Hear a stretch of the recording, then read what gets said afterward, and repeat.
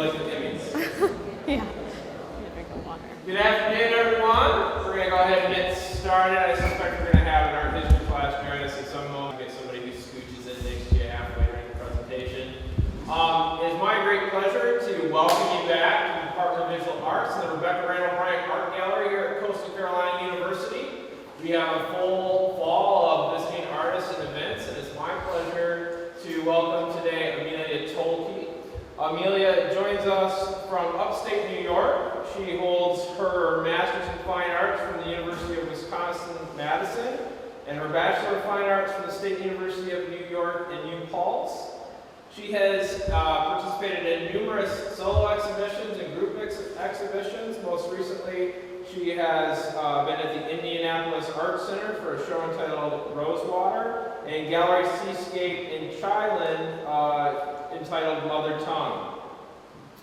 She has also given talks and lectures in various places. Notably, she has delivered a talk called Talking Shape at the Wingate Fellows and the Future of Craft at SOFA in Chicago, one of our largest craft fairs.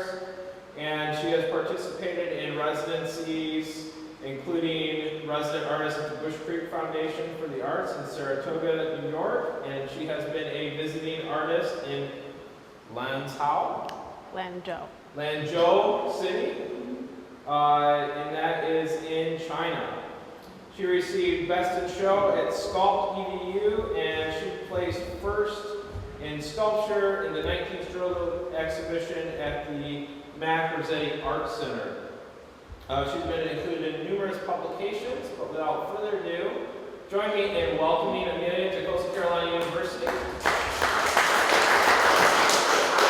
going to tell you about her working process.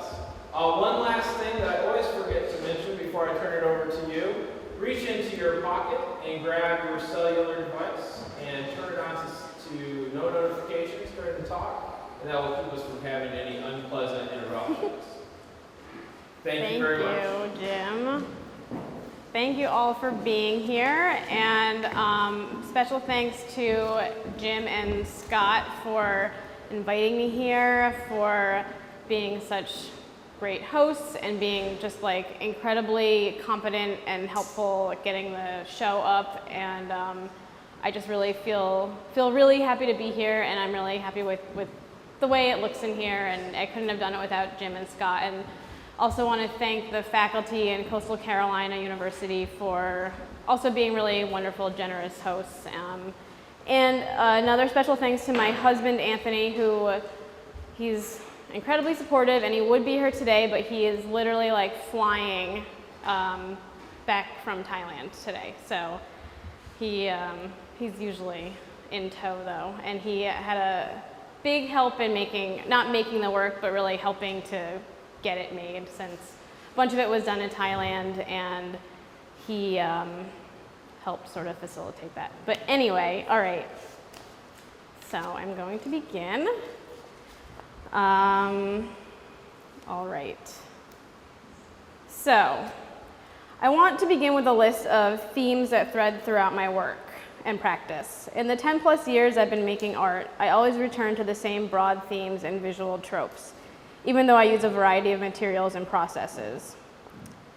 As an artist, I often feel as though I'm working around some whole idea and trying to get to an answer that I can never quite reach. Each piece or project asks a slightly different question, or perhaps asks the same question but from a slightly different perspective. So I'm just going to go through some of these themes, and I just discovered that I could do this in PowerPoint. So scale, visual language, commemoration, presentation, material culture, decoration, jewelry, signage, public-private space, architecture, empty space, representation, objects and meaning, collage, negative space, material and meaning, reflection, memorialization, iconography, ornament, beauty, and 2 dimensions versus 3 dimensions.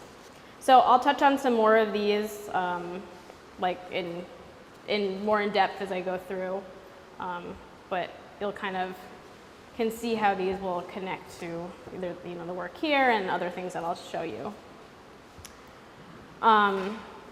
So in thinking about the relationships in my work and that list of words I just showed you, I created this map here that shows some of the connections I see between the pieces in this show.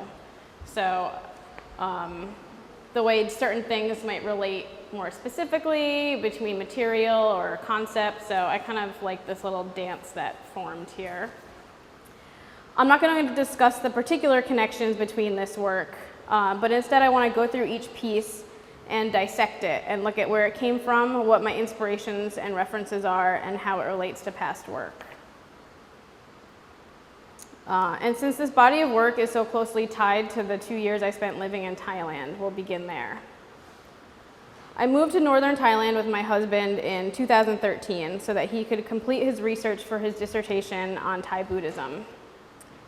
I was excited for this opportunity and knew that it would probably be challenging, but that it would also probably be life-changing. We lived in a small city in the north called Chiang Rai. Not a beach in sight for miles, the natural landscape actually felt kind of familiar. There are rolling hills and more deciduous trees than palm trees. And the cows across the street from our house did not faze me in the least bit since I grew up around farmland in rural upstate New York. But the man-made landscape was another story. It was awesome. Everything was new and fresh, and my eyes were eager to see all of it. I was slightly overwhelmed, so I started to orient myself through taking a lot of photos. I found color and pattern everywhere, and surfaces ornamented in intricate detail. My preconceived idea of Buddhist temples as sparse, staid places was totally flipped when I saw the myriad glittering temples dotting the landscape. Temples in Thailand are richly ornamented and jewel-like, though of course there are a few exceptions to this rule.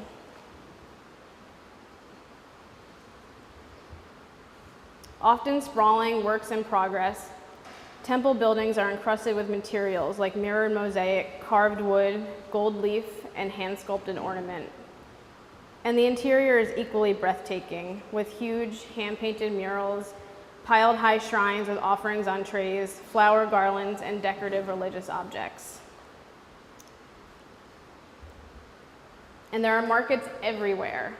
Produce markets, prepared food markets, soup carts, fruit carts, the broom man and the apron man. There's a temple store, there's the everything store, the stationery store, there's the rubber boot store. There's pretty much a store for everything you could possibly want and more. And because of the climate, shops are very open and public. Instead of one small door and a large window to look into, their stores are set up with like big garage doors, so that everywhere you go, there's just stuff. You just see stuff everywhere because things are open, they're out, they're not hidden behind doors. I was completely blown away and deeply inspired by my new surroundings. The attention to decoration and ornamentation resonated profoundly with me. This is what I understand. This is the special stuff that connects humans. I can read the language of objects. I understand how shape and color can inform. And so I could look at the foreign land around me, and instead of feeling shut out by language barriers, I found a way in. So let's begin with dragon fruit. I feel like this is an appropriate starting point because of its flashy color, its surface, and target-like appearance. I've long been interested in the way that certain shapes tell us things, how they signal and prompt expectations. Even if they are in another language, we understand the rules. We know what this means in any language. And these also we can figure out, we can approximate what they're telling us to do, what they mean. They're saying, turn, go here, buy this, watch out, write something in me. We understand that, even if we don't fully, even if we can't read it completely, we know. So in these earlier pieces, in overseas and comings and goings, I use these types of shapes and was exploring the format of signage. I was thinking about how signs sit in the landscape and confront us. In dragon fruit, though, I wanted to see if I could bring greater movement to the shapes. I played with different arrangements, and through a mandala-like format, I found what I was looking for, a kind of hypnotic tension between silence and movement.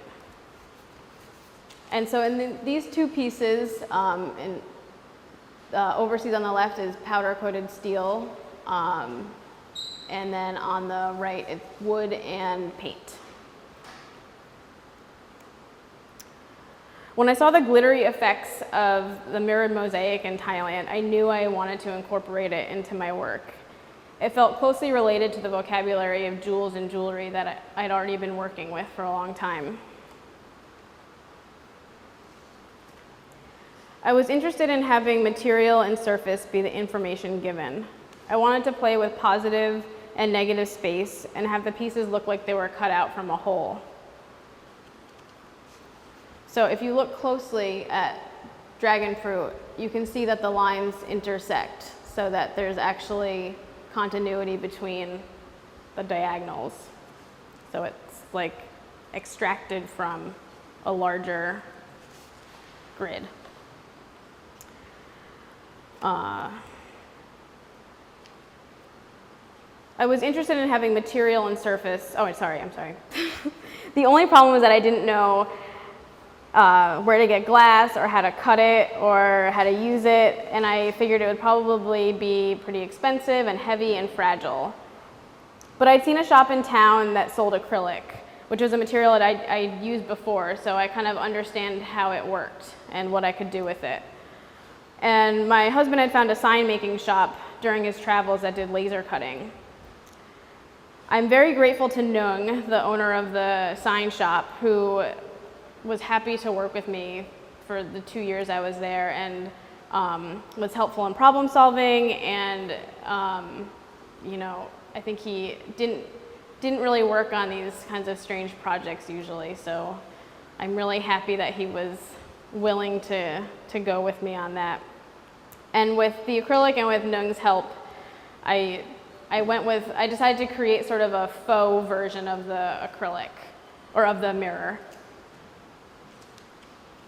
My own approximation of. Like dragon fruit, cloud forms uses multiple parts to create a whole. This piece was inspired by sculptural architectural ornament that is seen framing windows and doors and that embellishes structural components. I've always enjoyed this type of ornament because I find it so incredibly generous.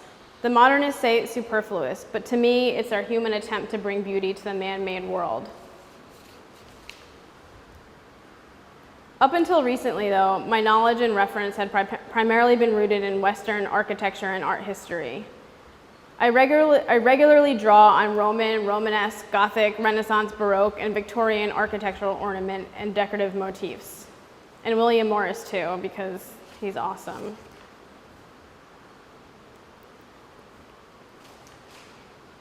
These pieces combine the vocabularies of architecture with jewelry to create a sort of hybrid language.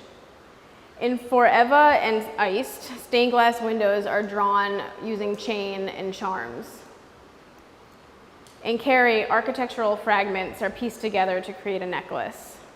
Like relief sculpture, these pieces sit somewhere between a drawing and a fully three-dimensional form. And I think about whether or not they're still jewelry, or what they are, what space they fall between. These are all made of resin and gold leaf.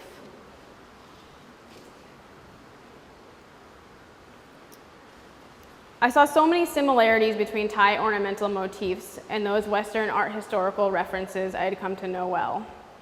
This was incredibly exciting to me. But of course, I mean, all ornament comes from nature in some form, at least most of it. It makes sense that I would see these relationships, and I just hadn't really thought about it.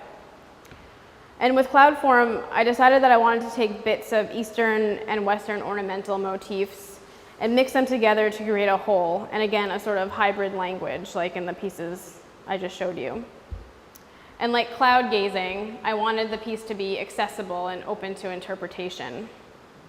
And this image on the left is a carved mold used to press clay into to make small ornamental parts to decorate temple objects. And then on the right is a detail of the side of a building, side of a temple.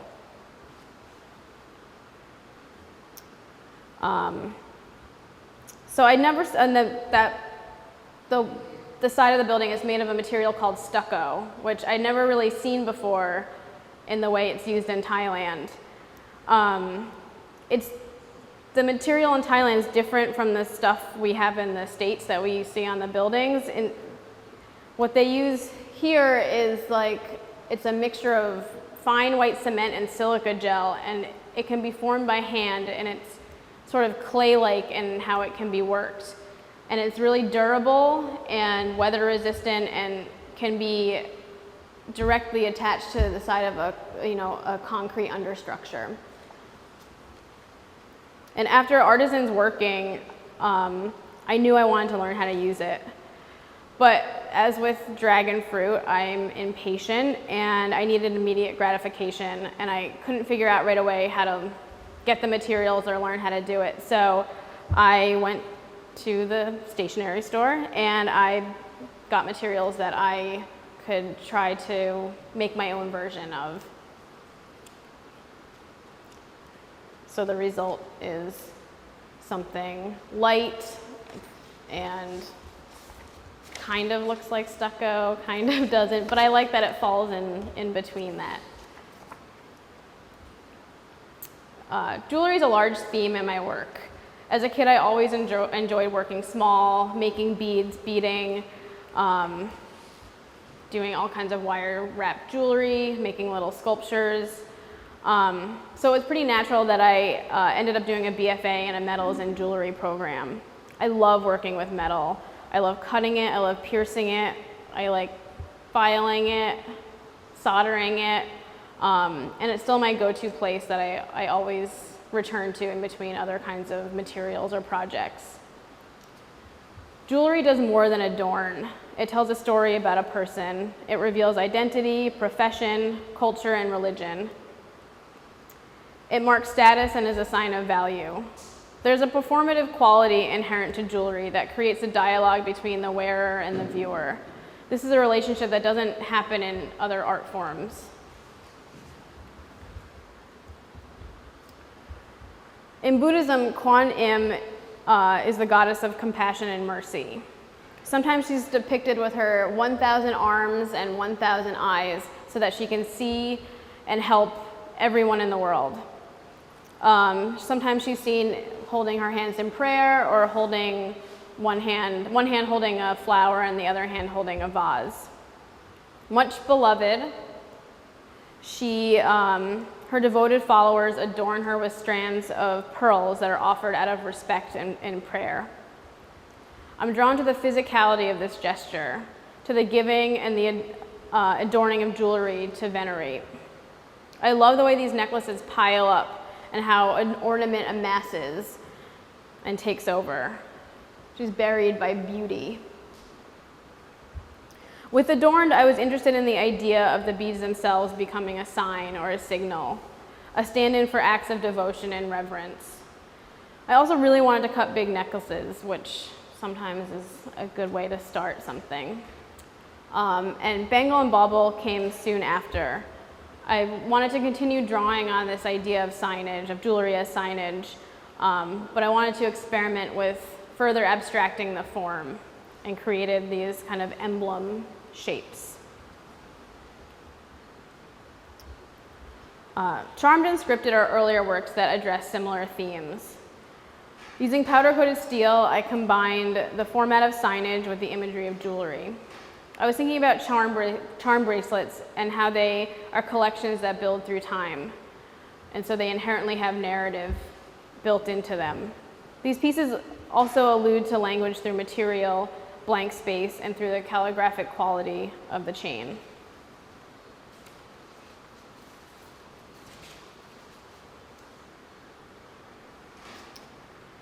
I approached Exclaim in a similar way to Dragon Fruit. How can I bring movement to something static? I've always loved this shape. It's so loud. It just screams like, look at me. It screams, buy one, get one free.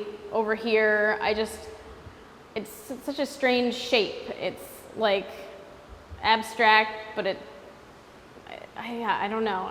I always love seeing it.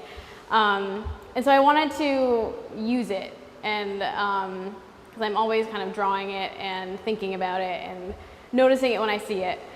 And I wanted to experiment with paring down elements and try to make a piece that contained a tension between between loud and soft, balance and asymmetry.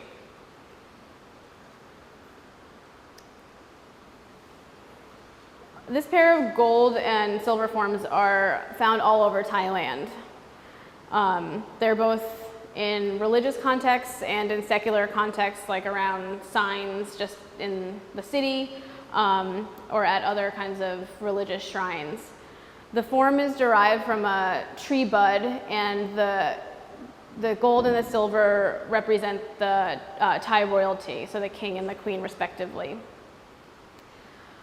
I was really drawn to the near symmetry of these pieces. I mean, they're the same, the objects are the same except for the color.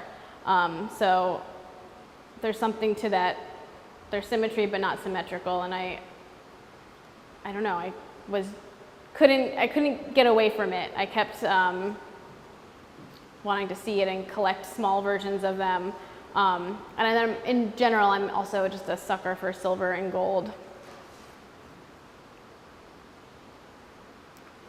Like Exclaim, imprint and banner brooches play similarly with graphic and three-dimensional representation, flipping back and forth between objects. Imprint is based on a graphic cross-stitch pattern and topographically maps where the color changes would be, so that shadow and highlight become line. The banner brooches have an additional layer of translation. They're based off 19th century engravings that they are themselves representations of a three-dimensional form. So a drawing trying to capture fabric, cloth. And then turned into jewelry, these engravings are translated yet again. And when worn, engage the relationship between the viewer and the wearer, both objects and images. The imprint is paint and wood, and then the brooches are enamel on copper. Sparkle is Exclaim's sibling. They're both in a dialogue about signage and vernacular imagery. They're both doing something and nothing. They're both active and beckoning you to look.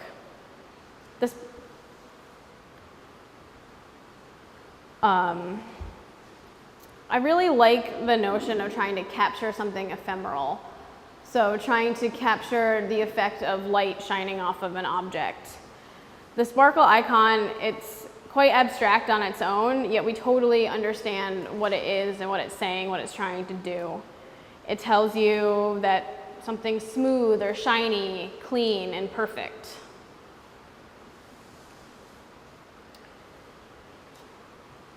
I felt very engaged in the visual landscape of Thailand, especially in the signage.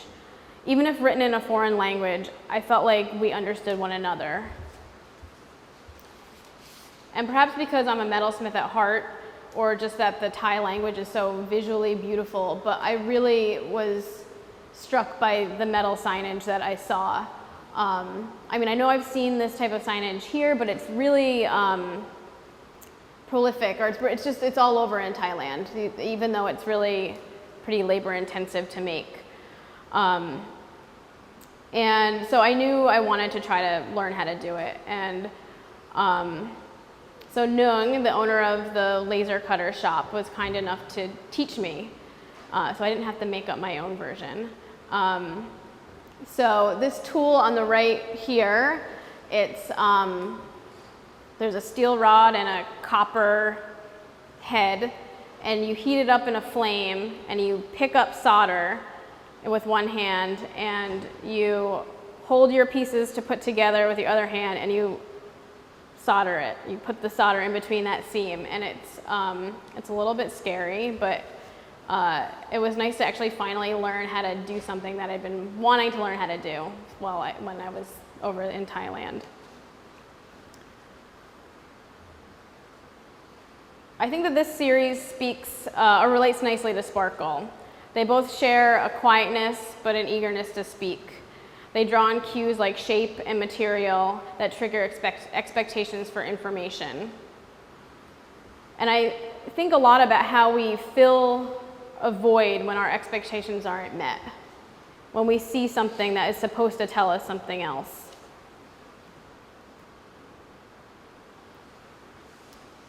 Inspired by the reflective quality of the acrylic I'd been using, I knew I wanted to experiment with creating gem-like facets. I wanted to continue to combine the imagery of jewelry and work with symmetry and stasis, as well as the effects of light hitting a shiny surface. I also wanted to push scale. I have vast collections of photos that I take of museum displays. I'm always interested in how jewelry is exhibited, since there's no easy way to show it off of the body. You can never quite make it look like it's supposed to look. And I also find something really comfortable to the asymmetry and balance that's often in museum display. Even though things might be laid out symmetrically, the objects themselves aren't. So kind of similar to those, that Thai symbol, it's the same, but same on either side, but not quite the same. And after I had an opportunity to visit the Victoria and Albert Museum, and I saw their jewelry collection, which is really quite stunning and extensive and beautiful. And I knew that I wanted to work with some of those ornate jewelry pieces that I saw there. And I thought about translating those forms into inky black acrylic. And that decision came from this earlier work from a long time ago, actually. These are from 2005. But I knew I wasn't quite done with this ink blot imagery. These pieces I made, they're based off of the Rorschach ink blots. There's 10, I made 10 of them, and they're directly coming from the set of 10 that was used in the original psychological test.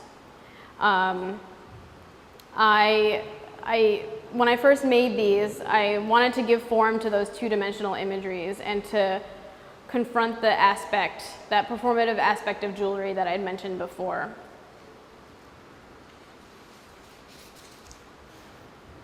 And these are also enamel on copper and silver.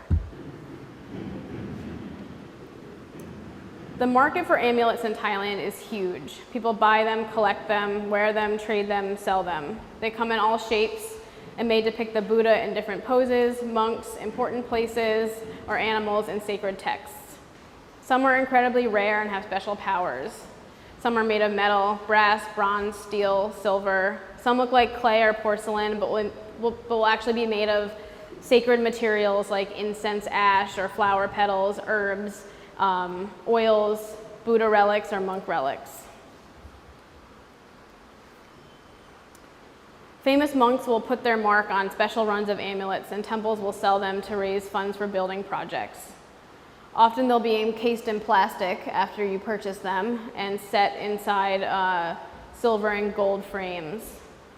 They're worn as necklaces or pinned to an undershirt, carried in your pocket, or just, added to your collection of them in maybe your personal shrine at home.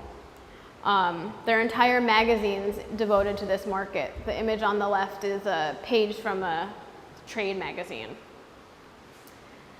I'm interested in the way these jewelry objects are so embedded in the everyday Thai consciousness and culture, and how their value is measured. They're not valued for precious and finely cut stones like how we traditionally think of jewelry.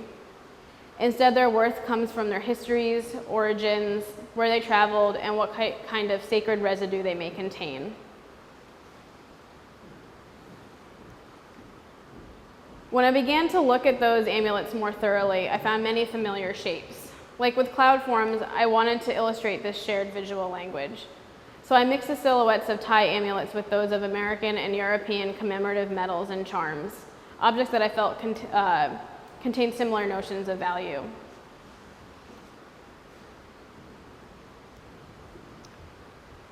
I think it's important to look at the language of objects and at the stories they tell about us.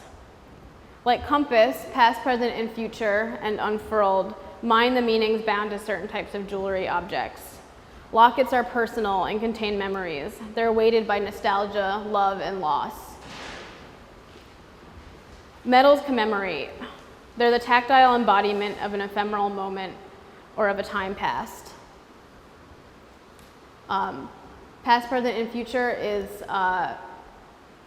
the lockets are copper, and then there's brass and some other found objects in there, and then the metals on the right are silver, fabricated silver.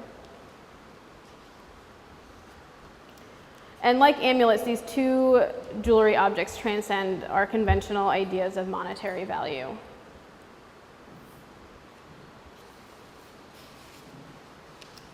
Okay, and finally these. This series of collages are the most recent work in the show, and I made them after I returned to the States while I was at a month-long residency in Wyoming. It wasn't until spending time back in a familiar environment that I fully recognized the power of the visual language that had been sitting quietly at my fingertips. Emojis are wonderful things. They express that which cannot be said in words. They add emotion, humor, and sometimes cryptic meaning to our flat digital words. I'm particularly partial to the emojis that show an action or a physical expression that capture something we truly cannot say no matter how many words we use or exclamation marks we add or question marks or dots we have. I wanted to celebrate these contemporary symbols, but do so in a way that was as far from being digital as possible. And gold leaf with its rich texture, color, history, and meaning seemed like the perfect material to use. And as you can probably figure out, I really like to cut things out, so it seemed like collage was a really good fit. And I tend to work intuitively. I'm in the habit of only fully understanding a work of art only after it's made. It was like that with these pieces, and as I was looking through photos from the last couple of years, I saw a lot of images of hand iconography. I didn't quite realize that I collected so many of these images, but I'm not really surprised. Hands are our direct entry into the material world. We use our hands to hold, to touch, to create, and to make sense of our surroundings.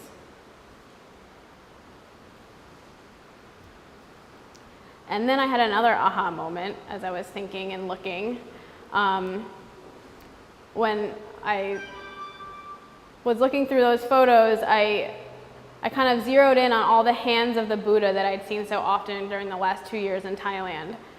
In Thai Buddhism, the Buddha is depicted expressing 78 different mudras, or symbolic gestures.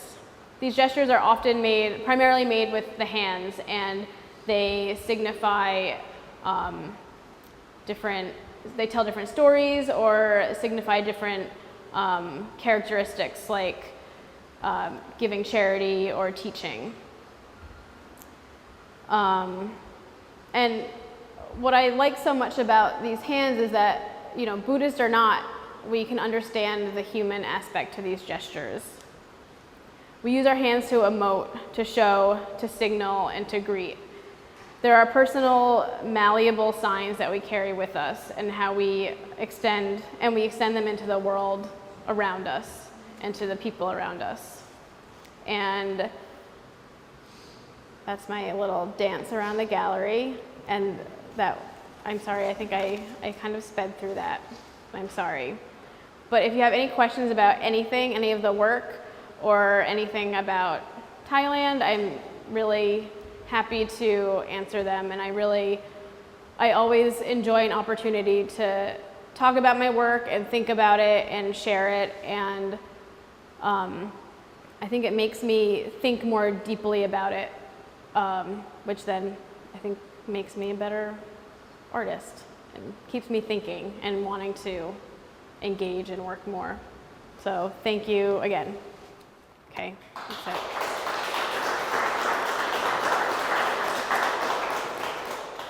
We have a couple minutes for Q&A. If you guys have any questions for Amelia, I'm gonna start you off with talking a little bit more about some of the manufacturing techniques. Could you point to one or two of the objects, maybe some of the acrylic objects, and talk about how, a little bit more in depth, for students that have encountered those processes before? Sure.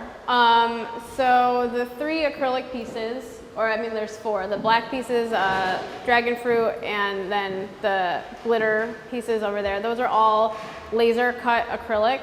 So I will design my shapes that I want in Adobe Illustrator. And then those files are used to cut out shapes pretty exactly.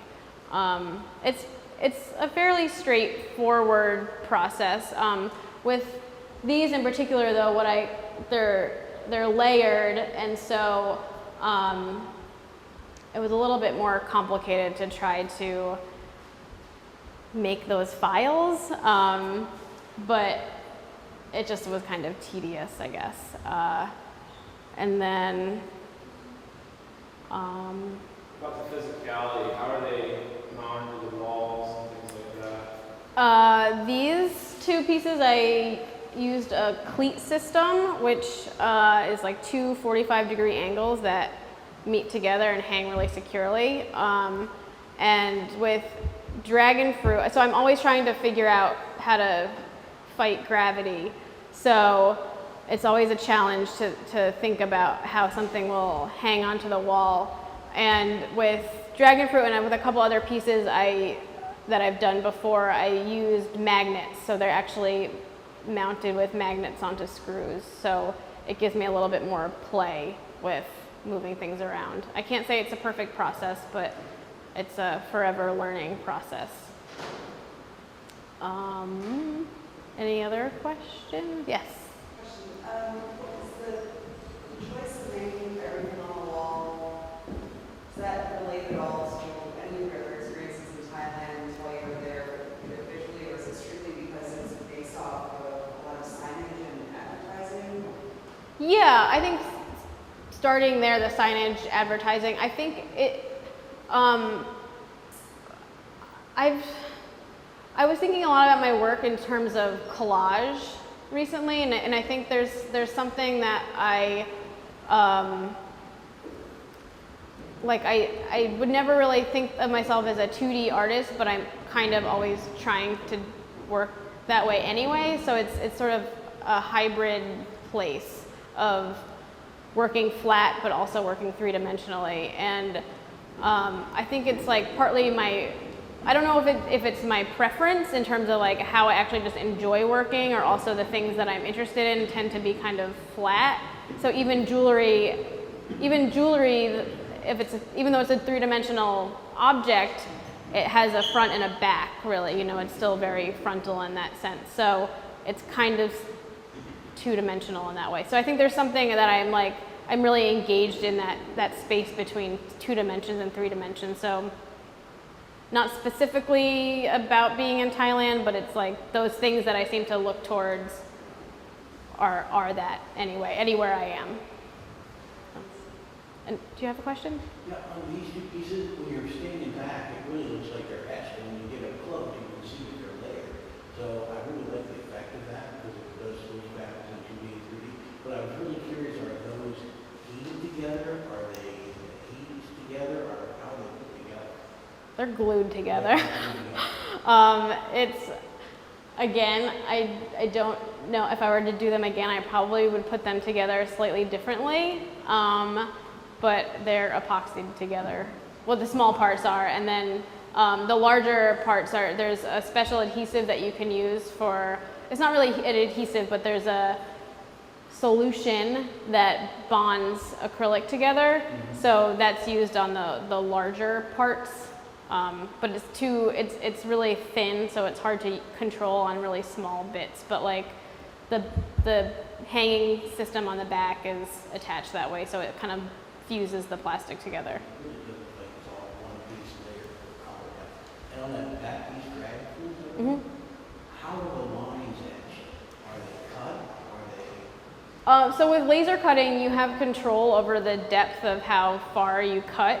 So you can cut all the way through, or you can etch a line. So the grid is etched on there, so it's just not cut all the way through. So the way those were made on the laser cutter was like all the lines, all the grid lines were etched in, and then the larger shapes were cut out of that. So it was kind of done in a sort of two-part process on there. And then, and actually with these two pieces, I mapped out where my shapes had to go, etching lines in, so I knew where everything was placed. Otherwise, I was kind of like, how am I gonna know where it goes? So I was able to use that to help with putting it together. Lastly, was that one big piece while the etching of the lines was done and then cut out of it?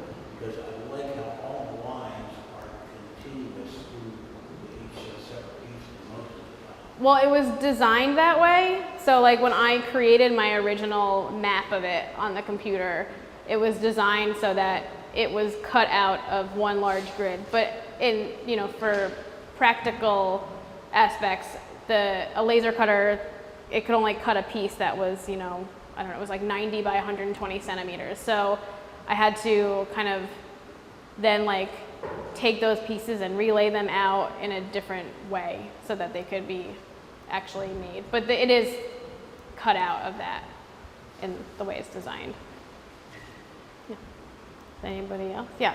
So it's kind of interesting to see you're doing a lot of your research in how something and through all those processes, but then you're taking very different approaches to the final execution. Can you talk about how you choose the material for the piece versus just being dictated by tradition or habit or something like that? Yeah, I think a lot about that, because material, I find like I need to have sort of like this marriage of material, meaning, and process that kind of come together to make something really work for me. And sometimes I'll have like sort of half an idea for a while, and I don't know what material I'll use until like, it might just take a while for all of that to come together. So